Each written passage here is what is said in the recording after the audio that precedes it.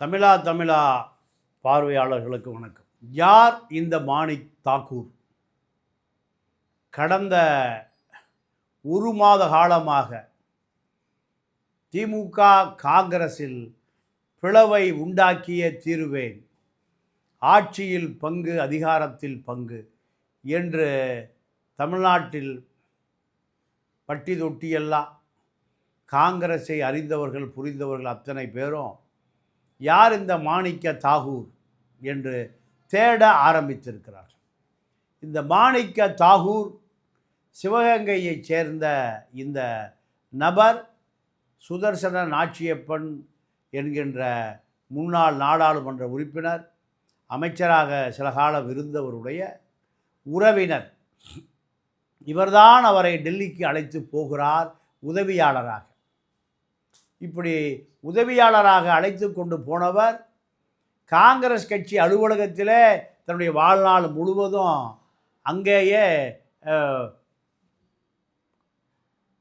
அளாவுகிறார், உலாவுகிறார். அதற்கு முன்பு அவர் தங்குவதற்கு இடம் எங்கோ ஒரு பணியாள்கள் வீட்டு வேலை செய்பவர்கள் தங்குகிற சர்வன்ட் குவார்ட்டர்ஸ், வேலையாட்கள் குடியிருப்பு, இதுதான் அவருடைய வாசம். இப்படி இருக்கிற நபர் ஆஸ்கர் பெர்னாண்டஸ் அலுவலகத்தில் ஆஸ்கர் பெர்னாண்டஸுக்கு உதவியாளராக மாறிவிடுகிறார். உதவியாளராக இருந்த பொழுது இன்னும் சில காங்கிரஸ் தலைவர்கள், காங்கிரஸ் பெரும் முதலாளிகள், அதிகாரம் படைத்தவர்கள், அவர்களெல்லாம் இவருக்கு அறிமுகமாகிறார்கள். அப்படி அறிமுகமான நபருக்கு மீனாட்சி நடராஜன் என்கின்ற தஞ்சாவூர் பார்ப்பன பெண், வட இந்தியாவில் பிறந்து வளர்ந்த ஒருவர் காங்கிரஸில் அறிமுகமாகி அகில இந்திய தேசிய மாணவர்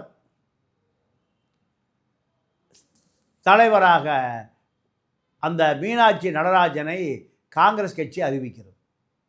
அப்படி அறிவித்த பிறகு இவர் துணைத் தலைவராக, தேசிய துணைத் தலைவராக மீனாட்சி நடராஜனுக்கு ஆஸ்கர் பெர்னாண்டஸனுடைய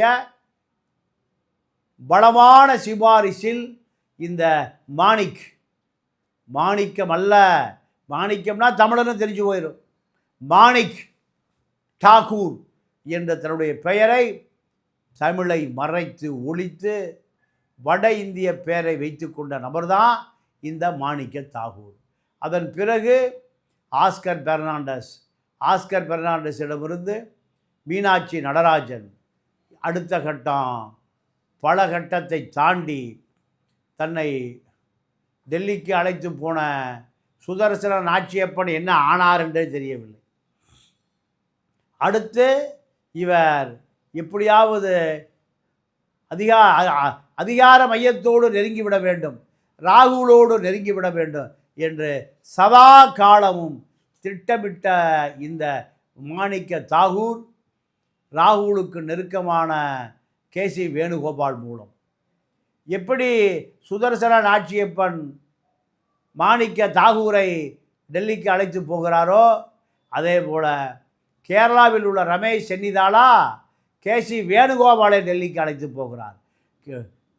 கேசி வேணுகோபாலும் மாணிக்க தாகூரும், இவர் தமிழ்நாட்டு கேசி வேணுகோபால், இவர் கேரளா மாணிக்க தாகூர், இரண்டு பேரும் எப்படியாவது ராகுலை தங்களுடைய கட்டுப்பாட்டுக்கு கொண்டு வந்து விட வேண்டும், ராகுலோடு நெருங்கி விட வேண்டும் என்று ரமேஷ் சென்னிதாலா வழியாக வந்த கேசி வேணுகோபால் சுதர்சன நாச்சியப்பன் வழியாக, ஆஸ்கர் பெர்னாண்டஸ் வழியாக, மீனாட்சி நடராஜன் வழியாக ராகுலிடம் சென்ற இருவரும் சந்திக்கிறார்கள் ராகுலனுடைய அதிகார மையத்துக்குள். அதுவே அவர்களுடைய எதிர்காலத்தை தீர்மானிக்கக்கூடிய அரசியலாக மாறிப்போகிறது. சந்திரசேகர ராவுனுடைய அரசியல் காலம் முடிந்து அங்கே ரேவந்த் ரெட்டி மாநில தலைவராக வேண்டும் என்று சோனியா ராகுலனுடைய வீட்டை சுற்றி வருகிற பொழுது கண்ணில் பட்டவர்கள் இந்த மாணிக்க தாகூரும் கேசி வேணுகோபாலும். இவர்கள் வழியாக உங்களை தலைவராக்குகிறோம், 50 கோடி ரூபாய் இதற்கு தொகை நிர்ணயிக்கப்பட்டது. இதுதான் மாணிக் தாகூர் ரேவந்த் ரெட்டி நட்பு இருக்குவதற்கு ஒரு காரணமாக அமைந்தது. 2009 தேர்தலில் வைகோவை எதிர்த்து நிற்கக்கூடிய வலிமையான வேட்பாளர்கள் இல்லை. அப்பொழுது யாரை போடலாம் என்று நினைக்கிற பொழுதுதான் கிடைத்தவர் தான். நான் என்னுடைய சொந்த ஊர் சிவகங்கை, நான் தமிழன், என்னை எப்படியாவது போட்டு விடுங்கள் என்று காங்கிரஸுக்கு தொடர்பில்லாத, காங்கிரஸ் மைதானத்துக்கு வந்திராத, சத்தியமூர்த்தி பவனையே பார்த்திராத, தமிழ்நாட்டு காங்கிரஸ் எங்கே இருக்குது என்று எதுவுமே தெரியாத நபர் இறக்குமதி செய்யப்படுகிறார். அவர்தான் இந்த மாணிக்க தாகூர். KKSSRம் தங்கம் தென்னரசும் 20 கோடி ரூபாய் செலவு செய்து அவரை வெற்றி பெற வைக்கிறார்கள். அப்படி வெற்றி பெற வைத்த பிறகுதான் இந்த மாணிக் தாகூர் வைகோவை எதிர்த்து வெற்றி பெற்று டெல்லிக்கு சென்று டெல்லி நாடாளுமன்ற உறுப்பினர்களுக்கான வீடுகளிலே அப்பொழுதுதான் தங்க ஆரம்பிக்கிறார். அதுவரை சமையல்காரர்கள் படுத்து கிடக்கிற இடம், வேலையாள்கள் படுத்து கிடக்கிற இடம், துப்புரவு பணியாளர்கள் படுத்து கிடக்கிற இடம், அந்த சர்வீஸ் குவார்ட்டர்ஸ், சர்வெண்ட் குவார்ட்டர்ஸ், இதுதான் நம்ம மாணிக் தாகூரனுடைய வாழ்விடம். அதன் பிறகு ஏறுமுகம்தான்.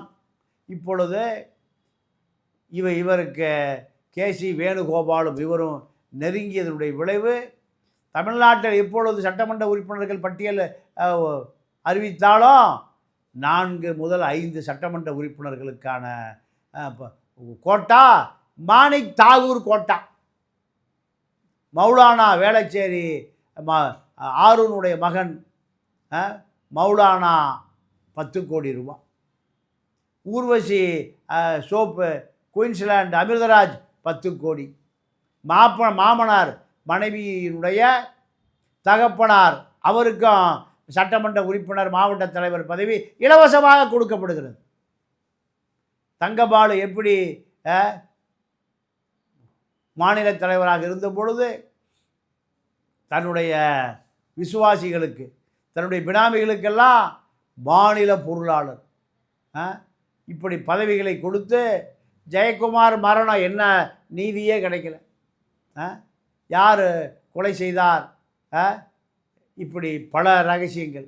இந்த வகையில் KC வேணுகோபால் அந்த பட்டியலில் இவருடைய பெயரை சேர்த்து விடுவார்கள். இவர் சொல்லுகிற பெயரை சேர்த்து விடுவார். 50 கோடி வாங்கினால் 25 கோடி KC வேணுகோபாலனுடைய கேரளா பண்ணை வீட்டுக்கு போய்விடும்.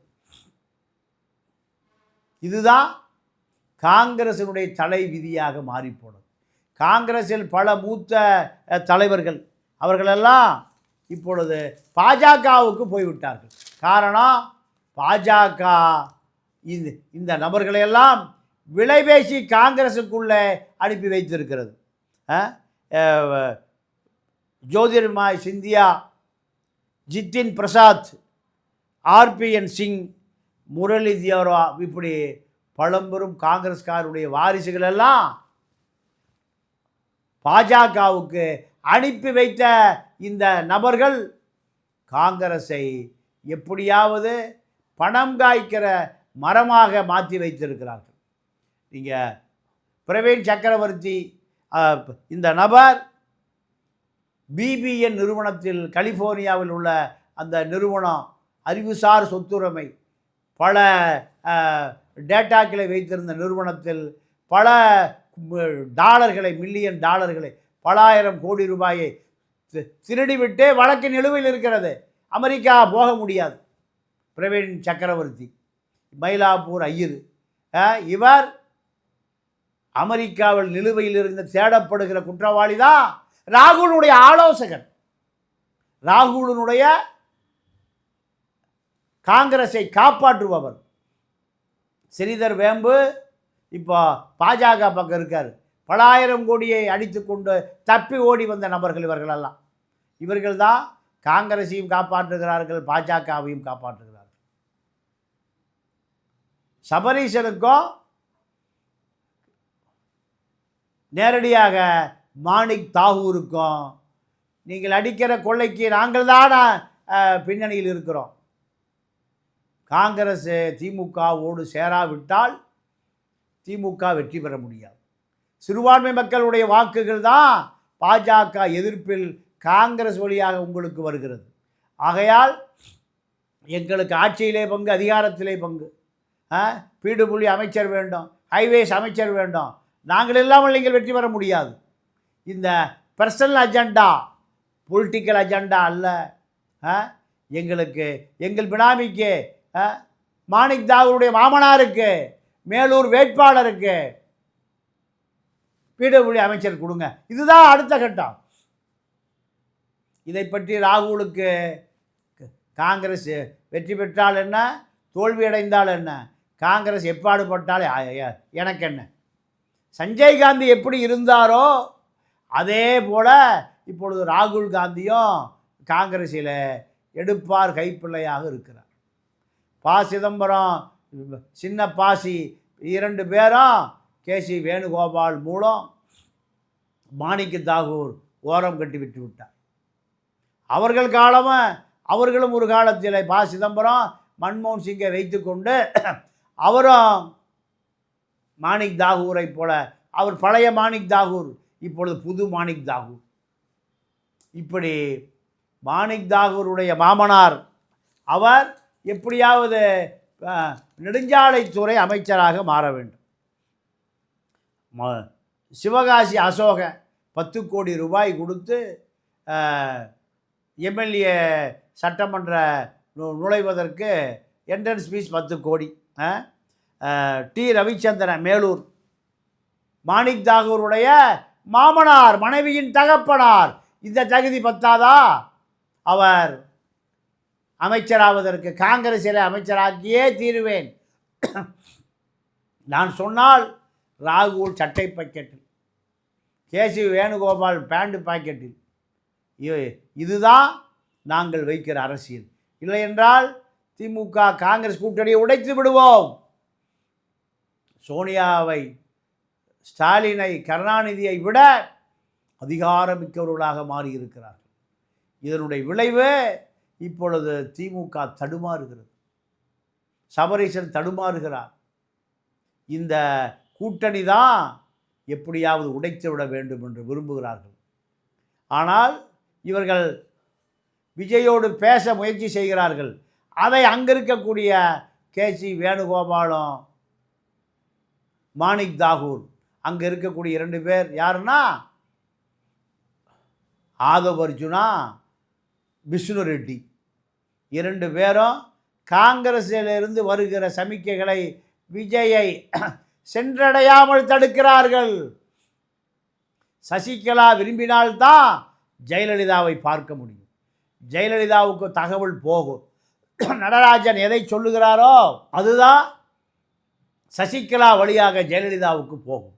அதே போல்தான் விஜய் சில நபர்களால் கட்டுப்படுத்தப்படுகிறார். ஸ்டாலின் சில நபர்களால் கட்டுப்படுத்தப்படுகிறார். ராகுல் சில நபர்களால் கட்டுப்படுத்தப்படுகிறார். 3 பேருமே எப்பொழுது விடுகிறது, எப்பொழுது இருட்டுகிறது என்று தெரியாத அரசியல் தலைவர்களாக இருக்கிறார். உதயநிதி அவர் அரசியல் என்னவென்றே தெரியாமல் பல அமைச்சர்கள் வேலை வாங்குகிற ஒரு பெரிய ஒரு சூழல் அவருக்கு உருவாக்கப்பட்டிருக்கிறது. இதையெல்லாம் பார்த்த சபரீசன் களத்துக்கு நேரடியாக போக ஆரம்பித்து விட்டார். திமுக வெற்றி பெறவில்லை, 40 நாடாளுமன்ற உறுப்பினர்கள் இல்லை என்றால் சிறைதான் சபரீசனுக்கு. பல ஆயிரம் கோடி, பல லட்சம் கோடி வெளிநாடுகளிலே பதுக்கப்பட்டதற்கு இந்த நாடாளுமன்ற உறுப்பினர்களும் ஆட்சி அதிகாரம் இல்லை என்றால் வாழ்நாள் முழுக்க சிறைதான். இதை காப்பாற்றுவதற்கு இன்னும் 2 மாதத்தில் அதிகாரத்தை பிடித்தே ஆக வேண்டும், அதிகாரத்தை தக்க வைத்தே ஆக வேண்டும். மாணிக்க தாகூர்களை எப்படியாவது சமாதானப்படுத்தி ஆக வேண்டும். இதையெல்லாம் எவ்வளவு விரைவாக நடக்கிறதோ அவ்வளவு விரைவாக ஆட்சியும் நாம் அடித்த கொள்ளைகளும் தக்க வைக்கப்படும். இல்லை என்றால் மாணிக்க தாகூருக்கு பங்கு கொடுக்க வேண்டும், கேசி வேணுகோபாலுக்கு பங்கு கொடுக்க வேண்டும். இதுதான் இப்பொழுது இருக்கக்கூடிய அரசியல் சூழல். இந்த அரசியல் சூழலை எப்படி திமுக எதிர்கொள்ளப் போகிறது என்பதை பொறுத்திருந்து பார்ப்போம். நன்றி, வணக்கம்.